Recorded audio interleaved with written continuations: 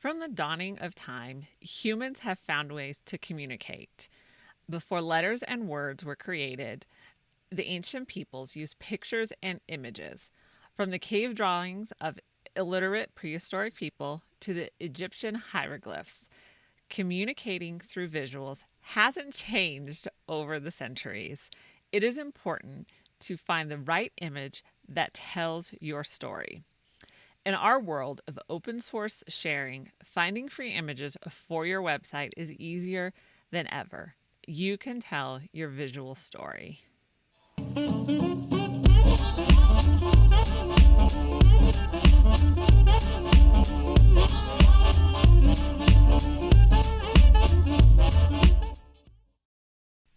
Hey moms, welcome to another episode of the Life Unboxed blog show, where we talk about all things momtrepreneur, from raising your kids to running a business, and the most important one, keeping your sanity. I'm Jodie the mom from lifeunboxed.blog, and if you're enjoying this content, definitely please like the video, share with your friends, subscribe to the channel, download the podcast wherever you're listening, and leave a 5-star review. This really helps to support the channel. It goes a long way, probably more than you realize, to support the show. So I would really appreciate it. And remember, if you have a question that you just can't seem to get answered, let me know. I would love to answer your question. Okay, so before we continue talking about our images and finding them, and I am going to give you 15 websites where you can get some very good looking images. And if you're listening to this on the podcast, I will be very clear on the web as to the website, and I will try to spell them out for you as well if I think they need to be spelled. But before we get into this, I want to show you something.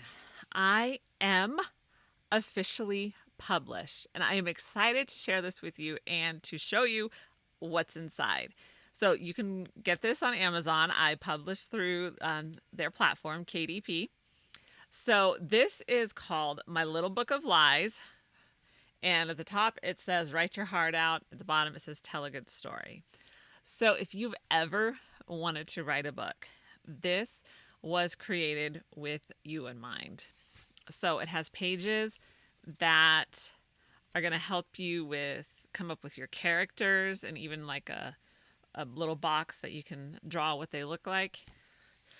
Background information, age, birth date, like everything you would need for a character. You'll have brainstorming pages, brainstorm your events, write the events in order, outline your book. And I know it's kind of hard to see right now. And then you'll get into start writing it. So I will leave the link in the description below, like I always do. So you can hop on over to Amazon and get your own little book of lies. So I'm excited about that. So just like I'm going to leave that link in the description below, you can also find all the links that I am going to mention, because there will be a lot. Since I'm giving you 15 websites, I'm not going to leave you without knowing where to find them. So definitely check out the description below, whether you're watching on YouTube or listening on the podcast. So let's get into this. The written word has advanced greatly since these first drawings that we talked about in the intro. But a picture still speaks 1,000 words. Think about how you would respond to a story.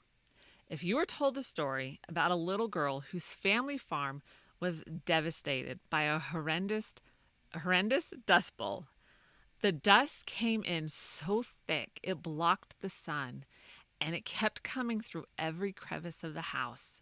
The dust was in her hair, her ears, her nose, and all in her clothes. Their crops were destroyed, and they were forced to leave the land they worked so hard to build on. They labored hard for a better life, and in one moment, everything was destroyed. This is a compelling story, but what if you saw a picture instead? Dorothea Lange, and I'm going to leave a book, a kid's book, because we are homeschooling moms. So I'll leave a kid's book for you down in the description below that you can check out. You may not know her name, but I guarantee you've seen her pictures. So I am going to show you those pictures right now.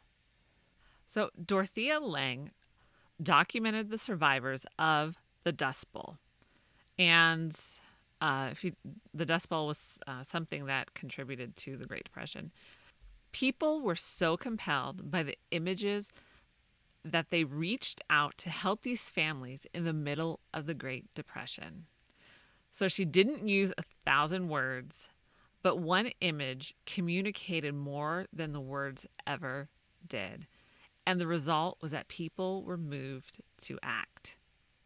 You know, we've come a long way from when Dorothea Lange was taking these remarkable photos. But we still need images, and we are still compelled by the visual element of an image. So why are web images for your website so important? Number one is we are highly visual people. So although you are engaged quickly with the story and you remember the information when it's told in the story form as opposed to in lecture, you actually process information 60,000 times faster than written information. So visual information can be taken in much faster. And I got this stat from Fast Company, and I want to know how they measure that, but that's another story. So graphic design, advertising, art, and any other visual element has always been used to sell products, explain how to use an item, make people laugh or cry, and ultimately evoke an emotional response from the viewer. This is why it is so important to use the right image when you are writing for your website, telling people about your business, or marketing on social media. You can communicate more with one image than with 1,000 words. But words are still help, so keep going with me. Keep going. Let's talk about using images for a moment. Just because you find an image on Google or you find it in the clip art section of your Word program, it doesn't mean it can be used. Now, I'm not a lawyer, so this is not intended to be legal advice. I want to make you aware of the fact that not everything you find on the internet can actually be used. So each image website has their own terms of use. So never assume you know what those terms are. You need to make sure that you actually double check what the terms of use are, how you can use the images. Always keep in mind that even if you buy an image, there are still restrictions on it. I actually find that there's more restrictions with the photo stock sites that I purchase images from than the ones that offer free images. So just keep that in mind. If you're buying the image, there's probably going to be a lot of restrictions on how you can use it. So, for example, you may be able to use it on a book cover, but not for a logo. Most sites don't allow you to use any of their images for a logo. Keep that in mind. And also, if you're planning on trademarking your logo, even if they are free or like Canva, I know does not allow you to use their elements. You cannot, let me rephrase that. You cannot trademark the elements that you got from Canva. So keep that in mind, because if you're planning on trademarking at some point, you are going to need an original design and you're going to have to pay for it. So that is the sidebar there. But good news is there are tons of websites out there that allow you to use their images free for commercial and non-commercial use, no attribution required. which is awesome. This is a great license, and like I said, there's a number of websites out there that allow this use. So jackpot, right? Jackpot right there. Okay, I'm going to leave a link in the description below for podcast and YouTube. And it's going to it's going to give you a little more information regarding terms of service, such as Creative Commons, royalty free, and public domain. I went through this article. Now, understand, like, I deal with all of these licenses with a client all the time. So I do understand, like, these different meanings. So I read this article and I thought it was very clear. It laid it out in very clearly, I should say. So definitely check it out. Click that link below and read the article so you get a better idea of the different terms. Okay, so now let's get into it. We're going to talk about 15 places to find free images for your website. Okay, so what I'm going to do, I'm just going to show you my top 3 instead of all 15, but I have checked out all of these websites. I used some of them in the process of doing my research as well. So yeah, just have a blast. Find one that you like and that has the pictures in the genre that you're really looking for. Because that's the thing. Sometimes they'll have great pictures for one thing, but that's not what you're looking for. But another website will have better pictures in the genre you're looking for. So just have fun. Who doesn't love just looking at pretty images on the internet? Okay, so the first one is Pixabay, and that's Pixabay for my listeners, and that's pixabay.com. So this is one of my favorite sites to find free images. They have more than 1 million images, and I think they're up to 2.3 now. So there's a lot to choose from, and they offer a license that is free for commercial use, no attribution required. So they do have a what's not allowed section. Remember that. So be sure to read that as well. Pixabay also has royalty-free music, which I've just recently discovered. So you'll see music. They even have video right here. Yes, we need royalty-free music. And you can use the music for commercial and non-commercial use as well. So as my video editor starts to explore the options that he has, we may get some background music in some of these videos.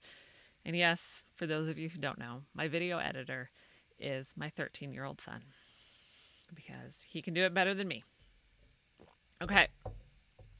My next site that I like, is my next go-to site, is Unsplash.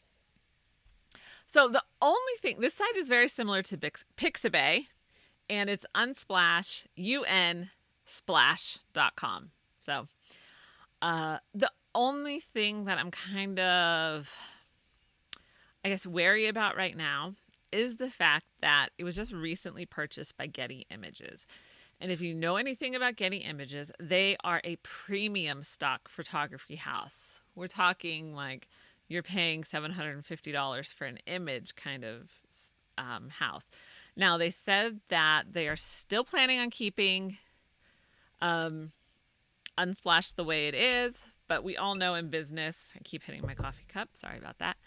We all know in business that as you get, I guess, deeper down into a business model, you may find that something doesn't work. But hopefully they will continue to keep it free for commercial and non-commercial use. Unsplash also has some prohibited uses for their images, so you need to make sure that you read the license for yourself so you know how to use the image and what not to do with the image as well. So I would hate for anyone, and usually you'll get an email saying cease and desist is kind of like, what you'll get. But who wants to get that? Like, we're all in business, including these artists. We're all trying to do the best that we can, whether we have a creative business or we have more of an admin business. It's still a part of us that we are putting into something that we want to succeed at. So it's the same with these artists. So just keep that in mind when you are looking for images, that they are trying to be successful on their own terms, just like you. Okay, and so the third one that I'm going to show you, and then I'm just going to start listing the others. So don't worry, you don't have to write them all down. They will be all linked down below. And I'll just tell you, the only one I'm an affiliate with on here is Canva. So none of these are affiliate links or anything like that. This post and show is just to give value directly to you, give you resources that you can actually use. So that is the whole point of this one. But I will say I have saved the best for last, because Canva by far is my absolute favorite tool to use. And this is why I have used Photoshop. I have edited photos in Photoshop. I am not a Photoshop guru, but I can get around well enough in it to create a magazine ad, which is something I have done. So I love Canva because it kind of just takes all of what makes designing in Photoshop so difficult, and probably other programs, and it just simplifies it to drag and drop. And so I love it. I love their templates. This is a one mom show that I'm doing. So all of my graphics I have to do myself. And so to be able to just go in and grab a template and then change the colors, add a few pictures here, and make it my own for my blog, it saves me so much stinking time. And they have photos in here that you can use. I did use the free for a while, and then I did eventually up my game and pay for it. The free was fine right at first, but then I would say after about a month, maybe a month and a half of using it, the images kind of got old that I was using, because they have free images and then they have premium images. So the premium images you need to pay for or have a subscription.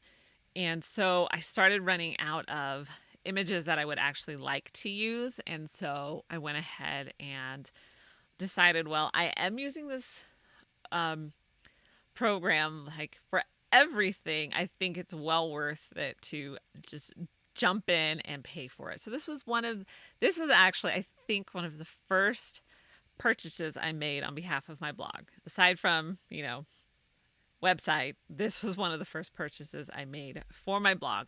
So it is definitely well worth it. A couple of things in mind is to be sure to follow their usage terms. Now, they have some very generous terms as far as using it for commercial use. You can use it for book covers. Like, there's pretty much, I'm trying to remember the license when I read it. There's pretty much not too many restrictions. There really isn't. But as I mentioned previously, you can't trademark the images, and an image also is not just a photo. It's also artwork that someone has drawn or something like that. So all that stuff is an image. So if you plan to trademark your image or trademark your logo, definitely I would recommend just hiring someone to do that for you.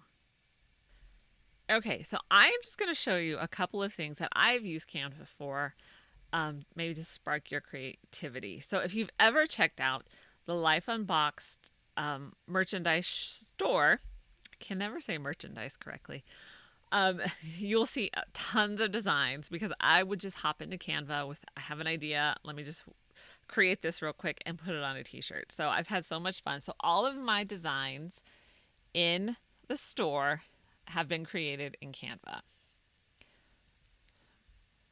So a lot of them, because I was having fun picking out all the shirts.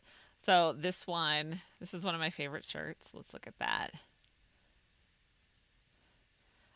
So it says, "That's what I do. I read books and I know things." All of this was designed in Canva. So there's a lot that you can do, and It is totally free to use.